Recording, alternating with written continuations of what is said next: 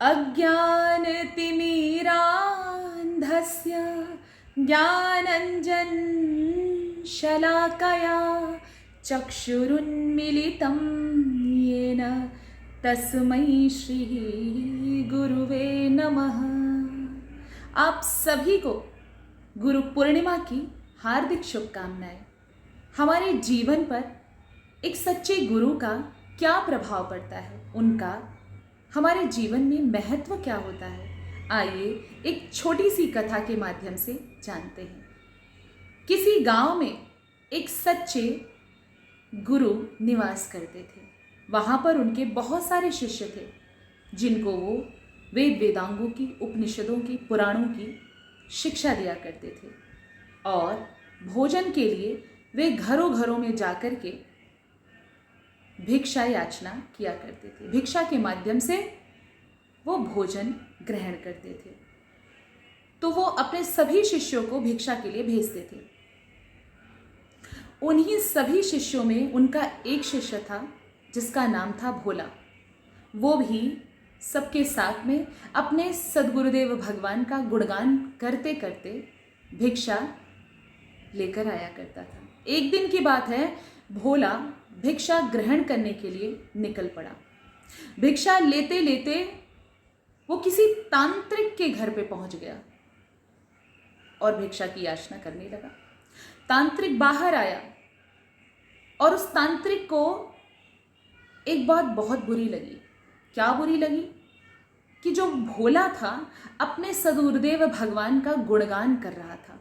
उसने बोला कि इस गांव में ऐसा कौन है जो मुझसे श्रेष्ठ है। उसने भोला को बोला कि तुम किसका गुणगान कर रहे हो? भोला ने कहा, मैं अपने गुरुदेव भगवान का गुणगान कर रहा हूं।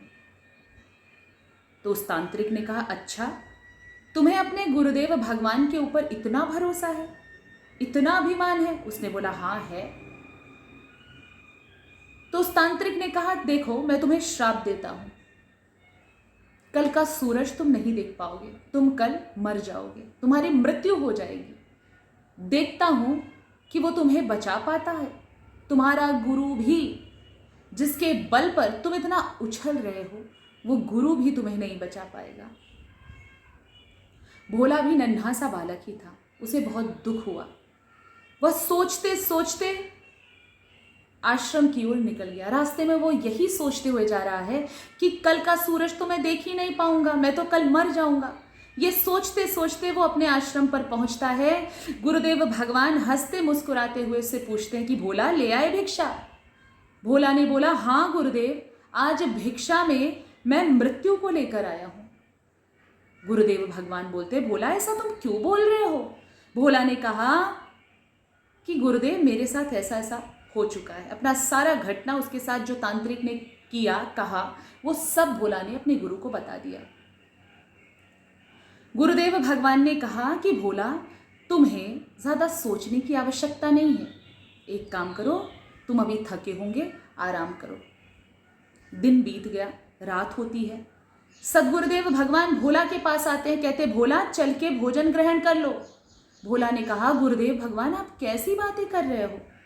मैं कल मर जाऊंगा और आप आज मुझे भोजन ग्रहण करने के लिए कह रहे हो? मैं भोजन नहीं कर पाऊंगा। गुरुदेव भगवान कहते हैं, जैसी तुम्हारी इच्छा। इतना कहकर गुरुदेव भगवान भोजन ग्रहण करने के लिए चले गए। भोजन करके वो आते हैं अपने शयन कक्ष में। भोला को बुलाते हैं, भोला, इधर आओ, क्या तुम मेरे चरण दबा दोगे? भोला ने कहा, अवश्य गुरुदेव, कल तो मैं मर ही जाऊंगा और इस शरीर से मैं जितना काम आ सकूं मैं आपके लिए समर्पित रहूंगा। तो गुरुदेव भगवान ने कहा कि भोला, देखो, चरण दबाते दबाते मुझे नींद आएगी, मैं सो जाऊंगा, लेकिन तुम्हें चरण दबाते रहना है। और एक बात, यदि तुम्हें कोई बुलाए तो तुमको कहीं बाहर नहीं जाना है, चाहे कितना भी जरूरी क्यों ना हो। ऐसा गुरुदेव ने एक बार नहीं, 3 बार कहा। भोला ने कहा, गुरुदेव, आपने जो कहा है मैं वैसा ही करूंगा। चरण दबाते दबाते भोला ने चरण दबाया और सदगुरुदेव भगवान सो गए, उन्हें नींद आ गई। अच्छा, अब ये तांत्रिक, इधर तांत्रिक की तरफ चलते हैं। तो तांत्रिक ने सोचा कि अब भोला को कैसे मारा जाए। मायावी था, उसने क्या किया, माया के माध्यम से एक देवी का रूप धारण करके भोला के पास गया। भोला के पास गया और उस देवी के हाथ में बहुत सारे सोना चांदी से भरा हुआ एक बॉक्स था। अब उस देवी ने क्या कहा, दरवाजे के बाहर खड़े होकर उस देवी ने कहा भोला को कि भोला तुम यहाँ पर आओ, मेरे पास में चांदी और सोने से भरा हुआ एक बॉक्स है, तुम ले लो इसे। भोला ने कहा अवश्य मैं ले लूँगा, लेकिन मैं बाहर आकर नहीं लूँगा। यदि तुम मुझे देना चाहती हो तो तुम यहीं आकर के दो, मैं बाहर नहीं आऊँगा।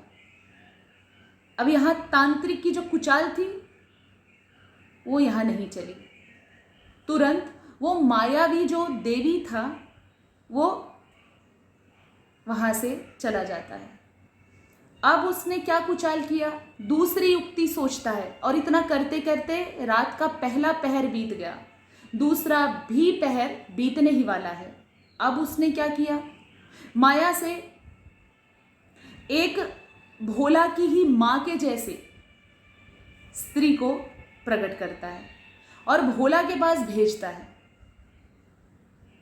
भोला के दरवाजे पर आकर के, जो कि भोला की माँ नहीं है, सिर्फ माँ बनने का नाटक है, वो एक माया है।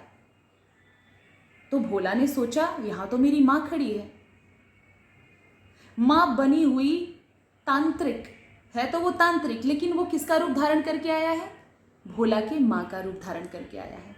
अब वो बोलता है कि हे भोला मैं तुम्हारी माँ हूँ, तुमसे मिलने के लिए आई हूँ। भोला तो नन्हा सा बालक है। भोला ने सोचा चलो अच्छा ही हुआ, कल तो मुझे मरना है और आज मेरी माँ को मैं देख पा रहा हूँ। भोला का मन था कि मैं बाहर जा कर के अपनी माँ से मिलूं, और चूंकि गुरुदेव भगवान ने कहा था कि भोला चरण दबाते दबाते तुम्हें कहीं जाना नहीं, भले ही कोई भी बुलाए तुमको, तो भोला ने बोला माँ मैं तो नहीं आ सकता हूँ, क्योंकि मैं वचनबद्ध हूँ। मैंने अपने गुरुदेव को ये वचन दिया है कि गुरुदेव का चरण दबाते दबाते यदि मुझे किसी ने बुलाया तो मैं बाहर नहीं आऊँगा। एक काम करिए माँ, आप स्वयं यहाँ पर आ जाइए, मैं आपको देख लूँगा और आशीर्वाद भी ले लूँगा। भोला गया नहीं बाहर। अच्छा फिर क्या हुआ, यहाँ भी उस तांत्रिक का जो कुचाल था नहीं चला। वो मायावी जो भोला का माँ बनी हुई थी भोला की, वो वहाँ से चली जाती है। फिर क्या हुआ, अब उसने सोचा तांत्रिक ने कि अब मैं क्यों ना यमराज को ही भेज दूं। माया के द्वारा कुचाल करके उस तांत्रिक ने क्या किया उस तांत्रिक ने एक यमराज को ही भेज दिया, जहां पर शयन कक्ष में भोला अपने गुरुदेव भगवान के चरण दबा रहा है। वो तांत्रिक सदगुरुदेव के दरवाजे के बाहर ही भोला को जोर से चिल्लाते हुए बोलता है कि चल, तेरी मृत्यु अब निकट आ गई है, तू चल, अब तू जिंदा नहीं रहेगा। तो भोला को भी क्रोध आ गया।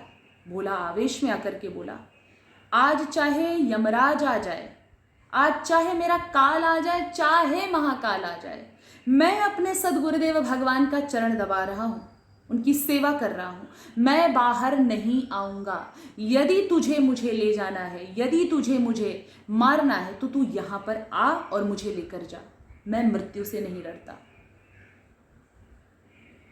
इतना सुनते ही वो माया का जो यमराज है वो भी अदृश्य हो गया, वहां उसका कुचाल फेल हो गया, तांत्रिक कुछ नहीं कर पाया।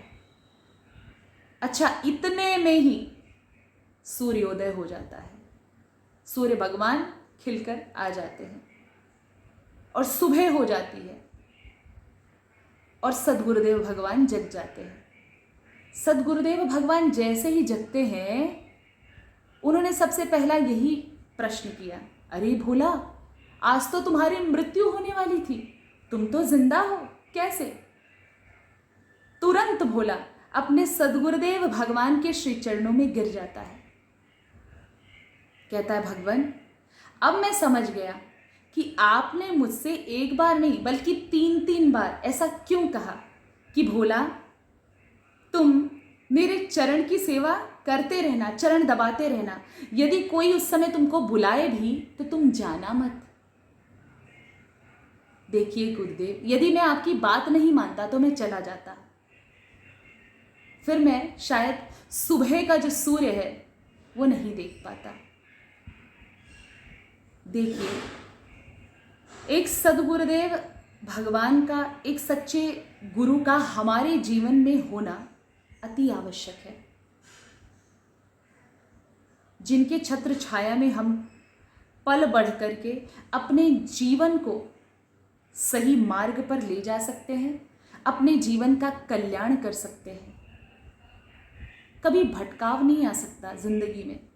इसलिए मैं सभी माँ बाप से, सभी भाई बहन से ये अपील करना चाहती हूँ, ये कहना चाहती हूँ कि अपने जीवन में एक सच्चे सदगुरु से दीक्षा अवश्य ले।